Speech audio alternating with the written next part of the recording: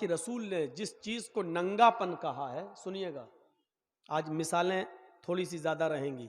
अल्लाह के नबी सल्लल्लाहु अलैहि वसल्लम ने जिस चीज को नंगापन कहा है,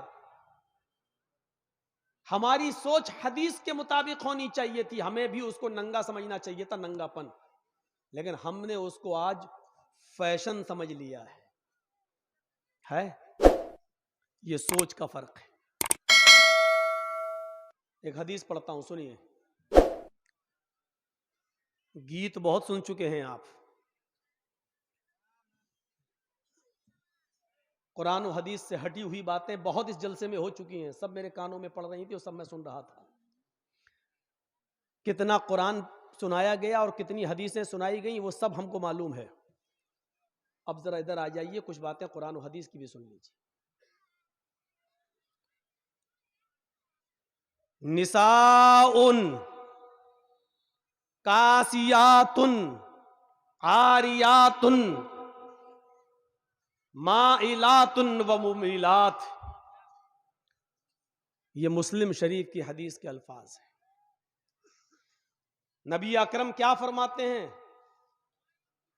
तुम देखोगे तुम्हारी जिंदगी में कयामत से पहले एक ऐसा जमाना आ जाएगा कि तुम अपनी आंखों से देखोगे निसाउन, ऐसी औरतों को, आरियातुन, जो कपड़े पहने होंगी, यानी देखने में कपड़े होंगे उनके जिस्म पर, कासियातुन, कपड़े पहने होंगी वो, आरियातुन, लेकिन हकीकत में वो कपड़े नहीं होंगे बल्कि वो नंगी होंगी। ये किसने कहा है? मुहम्मदुर रसूलुल्लाह सल्लल्लाहु अलैहि वसल्लम ने। ये जर्जीस और उसके बाप के घर की बात नहीं है, ये हदीस है। फिर से सुनिए, नबी का फरमान क्या है? तुम देखोगे औरतों को जो कपड़े तो पहने होंगी लेकिन हकीकत में वो कपड़े नहीं होंगे बल्कि आरियात, वो नंगी होंगी। माइलात, जब वो निकलेंगी अपने घरों से तो नौजवानों को अपनी तरफ माइल करेंगी, अपनी तरफ रिझाएंगी, अपनी तरफ आकर्षित करेंगी, अपनी तरफ खींचेंगी। व मुमीलात, और जो नौजवान उनसे मुस्कुरा के बात करेगा वो उनकी तरफ भी माइल हो जाएंगी, वो उनकी तरफ भी आकर्षित हो जाएंगी। यानी दोनों तरफ से ये मामला होगा, ये उनकी तरफ माइल होंगी और लड़के इनकी तरफ माइल होंगे। और ये माइल होने की वजह क्या होगी? इनके लिबास, इनके कपड़े, इनकी ड्रेस, इनकी पोशाक, जिसको अल्लाह के रसूल ने क्या कहा? कपड़े तो पहने होंगी लेकिन नंगी होंगी। देखिए नबी ने क्या कहा? कपड़े तो पहने होंगी लेकिन नंगी होंगी। अल्लाह के रसूल ने हमें यह बताया कि हर कपड़ा पहनने वाली औरत कपड़ा पहने हुए नहीं है, वो नंगी। कुछ कपड़े ऐसे हैं जिनको पहनने के बावजूद भी औरत नंगी कहलाती है। आज तक हमने किसी औरत को नंगा कहा है? इसी जलसे में चलिए बाहर, आओ इसी स्टेज के बाहर चलते हैं, चंद कदम की दूरी पर चलते हैं और अभी हम आपको दिखा देते हैं कि कितनी लड़कियां और कितनी औरतें नंगी घूम रही हैं। आप कहोगे दिखाइए मौलाना, और जिसको मैं दिखाऊंगा आप कहोगे नंगी कहां है, तो मैं आपको कहूंगा कि अल्लाह के रसूल ने इसी औरत को नंगा कहा है। कपड़े तो पहने होंगी लेकिन नंगी होंगी। अब मैं आपसे पूछता हूं कि अगर ये नंगी नहीं है तो इस ड्रेस को आप क्या कहोगे? आप कहेंगे ये फैशन है। साहब आजकल ये फैशन चल रहा है। देखिए सोच की फिक्र क्या हो गई है। नबी अकरम जिसको नंगा कह रहे हैं, हमारी सोच उसको फैशन कह रही है। इसलिए कुरान ने क्या कहा है? अल्लाह से डरो और सोचो, वल तंजुर, गौर करो कि तुमने कल कयामत के दिन के लिए क्या भेजा है। अपनी सोच बदलो। जब तक हम इन लड़कियों के इन कपड़ों को ड्रेस कहते रहेंगे, किसी एक औरत को आप नहीं सुधार सकते हो, किसी एक लड़की को राह रास्त पे नहीं ला सकते। जब हम इन गुजरने वाली लड़कियों को ये कहेंगे ये नंगी लड़की जा रही है, बेहया जा रही है, बेशरम जा रही है, जब आप अपनी सोच को नबी की हदीस के मुताबिक ढालेंगे, तब आप अपने समाज और अपने मुआशरे के अंदर कुछ इस्लाही कदम उठा सकते हैं। नहीं साहब, हम कैसे कहते हैं इसमें तो प्रधान की लड़की है, इसमें तो सरपंच की लड़की है, इसमें तो एमएलए की बेटी है। नफ्सुम्मा कद्दमत लिगद, कितना छोटा सा एक टुकड़ा है आयत का, लेकिन पूरी जिंदगी का हमारा एक मयार,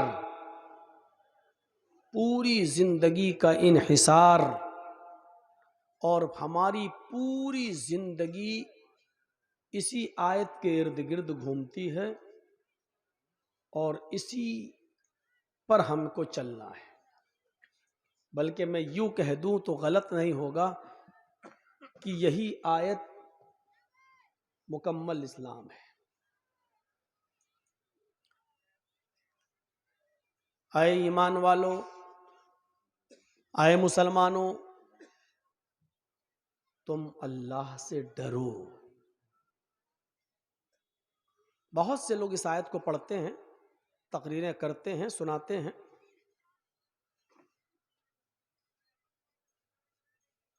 सुनिए डर किसको कहते हैं और अल्लाह ने किस डर की बात कही है।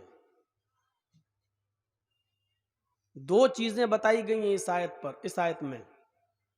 पहली चीज अल्लाह से डरो और दूसरी चीज देखिए आप, वल तंजुर नफ्सुम मा कद्दमत लिगद, और हर इंसान को सोचना चाहिए, हर इंसान को गौर करना चाहिए, हर इंसान को इस बात की फिक्र होनी चाहिए कि कल के लिए उसने क्या तैयारी की है। कल से मुराद कयामत है। देखिए किस तरीके से ताल्लुक को जोड़ा, रब्त देखिए आप, कॉन्टेक्ट, कनेक्शन देखिए आप। पहली चीज क्या बताई, अल्लाह से डरो, और दूसरी चीज ये बताई कि हर इंसान को गौर करना चाहिए, सोचना चाहिए कि कल कयामत के दिन के लिए उसने क्या कर रखा है। मतलब समझ रहे हैं आप?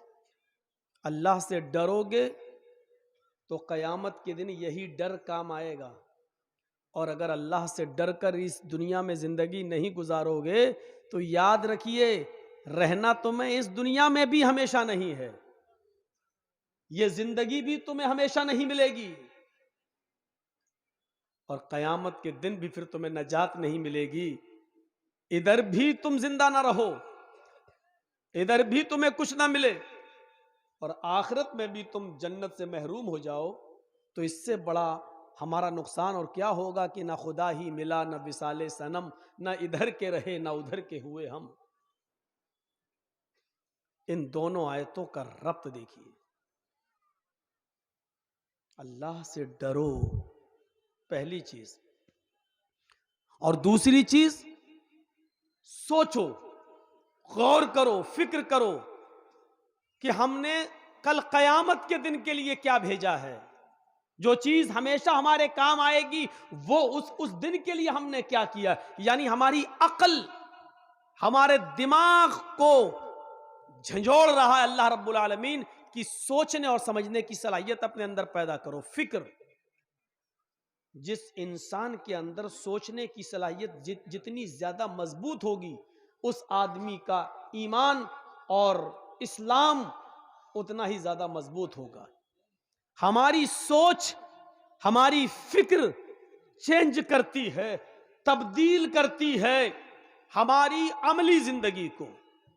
मसलन सोचिए, एक मिसाल पर गौर कीजिए।